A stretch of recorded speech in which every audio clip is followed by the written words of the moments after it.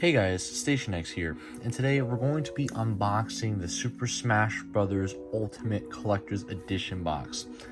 Now, this is something I bought when it first came out, and I have already opened it, but I figured it'd be kind of fun to just take a look at what's inside, and maybe if you were looking at this Collector's Edition for Smash Bros., I was thinking of maybe buying it, you could make an informed decision on it, because I feel like I could probably just spoil the video for you right here and say that you probably could find the contents that's inside this box for way cheaper than just buying this sealed and whatever. But if you're a really big Smash Brothers fan, like back in the day, this was really cool. And so what it came with was a steelbook, as you can see right here, and a controller, like a pro controller that's themed after Smash Brothers. Which at the time, I don't believe there was too many pro controllers that were themed around something. There was the Splatoon one, and then there was the Xenoblade Chronicles one. Those are the two popular ones I knew of. And I believe there are more now. But that and then the Smash Brothers one being the third at the time was the only pro controllers that were special edition.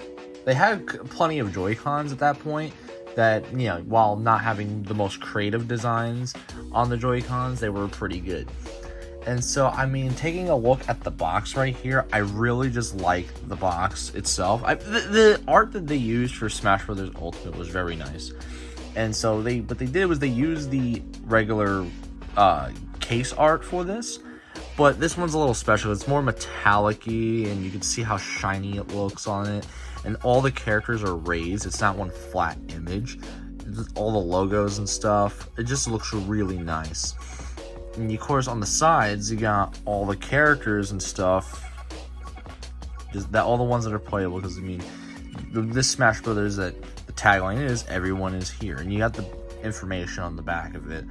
But yeah, this is honestly one of my favorite games of all time. And it's the reason why I use it for tests a lot of the times for controllers, because it's just a fun game to use.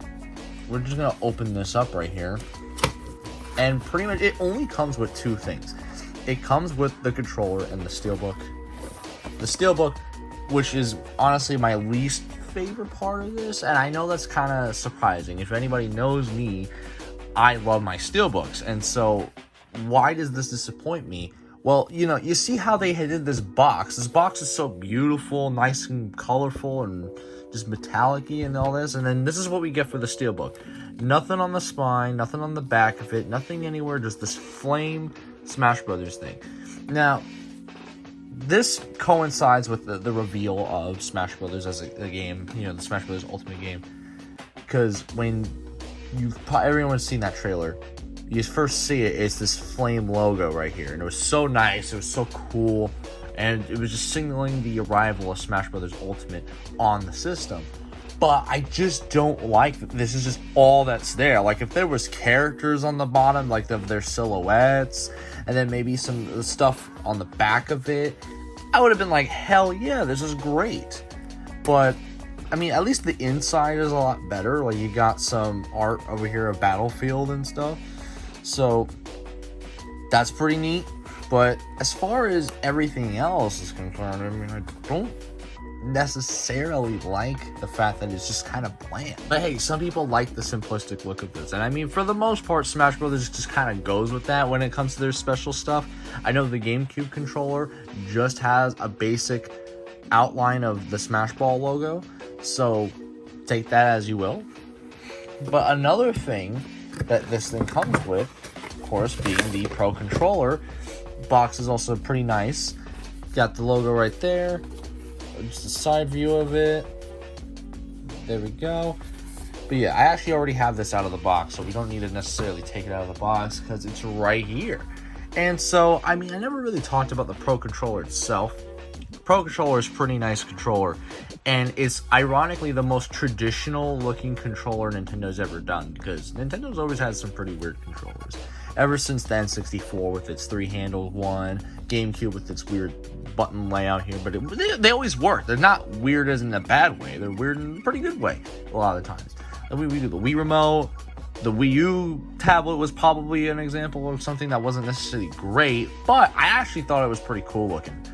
And then we get to the Switch's Joy-Cons. But this, even the Wii U's Pro Controller, the thumbsticks were both of them were on the top, which, I mean, as far as I know, I haven't seen a controller where it has two thumbsticks on the top part of the controller, like how PlayStation has two thumbsticks on the bottom part of the controller.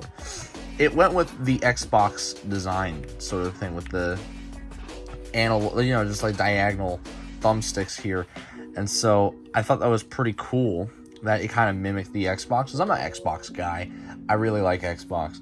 And so this is a very familiar thing to me. But of course, it has the same layout as all Nintendo controllers do. Now this one's special because obviously it's got the Smash Brothers logo with this nice metallic silver going on in it. And the controller itself, which, all Pro controllers are translucent a bit, which is a nice touch to it. And of course this has white handles, which is pretty cool. Just gives it another bit of color to the controller. I really like the black and white look to it, because it's pretty much, I have a regular Pro controller here. This, this by itself looks pretty nice, and the Pro controller is very comfortable holding the hands. It's very nice feeling, and so having a black and white version in a way is just really cool to me. And I mean, this always felt like a very premium controller. Unlike how like the Xbox One and Series X controller and the PS4 kind of like they feel good, but they're also pretty light in my hands, I feel like. Whereas this Pro controller feels a little bit hefty. Also, like the PS5 controller feels a bit hefty in your hands. It really feels like you're holding something that's $60 and not, something that's priced $60 but probably doesn't deserve that price tag a little too much. But yeah, I mean, otherwise, I would say this is a pretty nice controller overall. And that is pretty much it when it comes to this Smash Brothers box. Not too much going on with it. I know that there was a collector's edition for Smash Brothers, which had it was a Nintendo Switch with the Smash Brothers characters in a similar pose.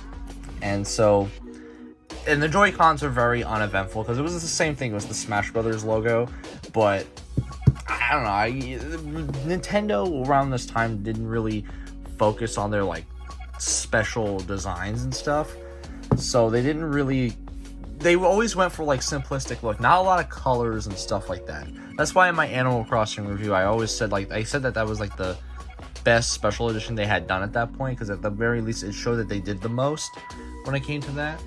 A lot of color, a lot of designs on it. It wasn't just simply black and white or just some basic, stencil design or just outline. It was actually decent looking. So, that with the Smash Brothers, like having like this black and gray kind of outline on the console itself, I mean, it's still pretty cool looking. And hopefully I will be able to do a review of that one day. But that was the only other thing they did for Smash Brothers other than this and the controller, of course. And then there was, of course, the amiibos as well. But that will pretty much be it for today. I've been Station X, and I hope you guys have a wonderful day.